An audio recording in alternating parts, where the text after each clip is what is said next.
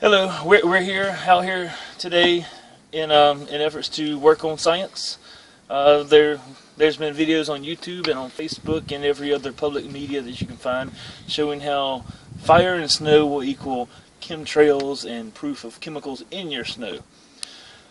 I happen to love science, and I know that's bad science. So we're out here taking advantage of our beautiful snow here in North Carolina. We normally get ice and then lose power and stuff like that, but today we actually have powdery snow.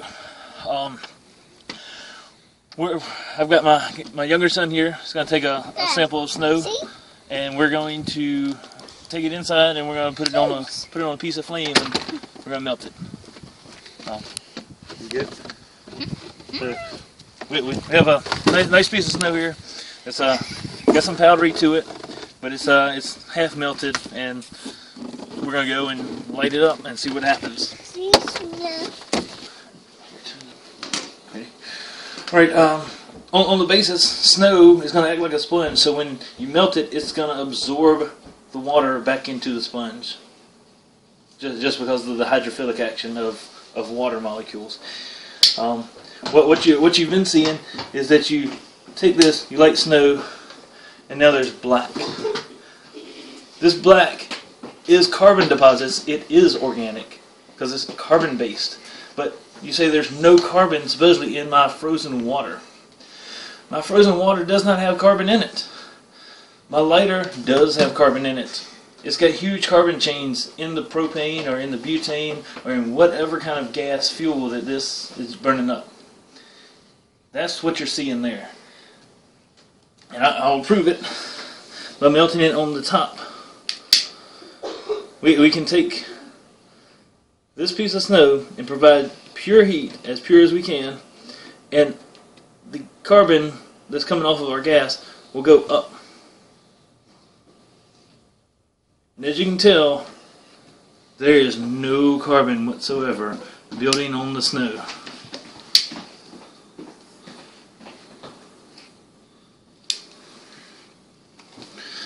As a demonstration, we'll melt right through this part right here in just a matter of seconds, and there will be no carbon.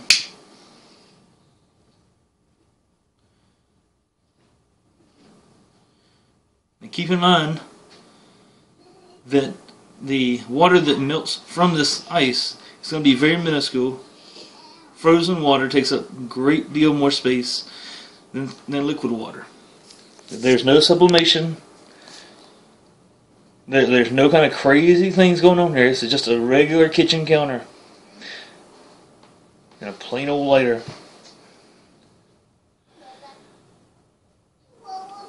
And there's no chemicals in my snow.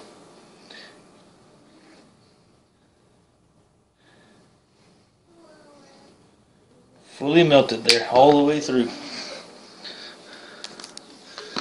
I have no idea that our mediocre lighting can catch it, but there's a darkness around here, around there, that from where the snow's melted and went back into the snow. There's no snow on the counter. There's a plastic smell, but really just because I burnt the mess out of my lighter here. And you say, oh, that's crazy. Just because you're down in North Carolina, you don't have chemtrails. We don't have any kind of airports. I live less than 10 miles from the airport. In our freezer, we just happen to have ice. I have no idea why we'd have ice today. It's cold. And you see many people say, "Oh, watch out! I'll burn this ice, and it'll melt, and it'll make water droplets, and no carbon, no black chemicals are gonna show up." Clearly, you can see water dropping, and there's no chemicals in my ice. Using that same idea, we're going to do it upside down, and we're going to trap the soot under here. Instantly, we have soot. Try this at home. If you have a carbon-based lighter, you can make carbon on your ice.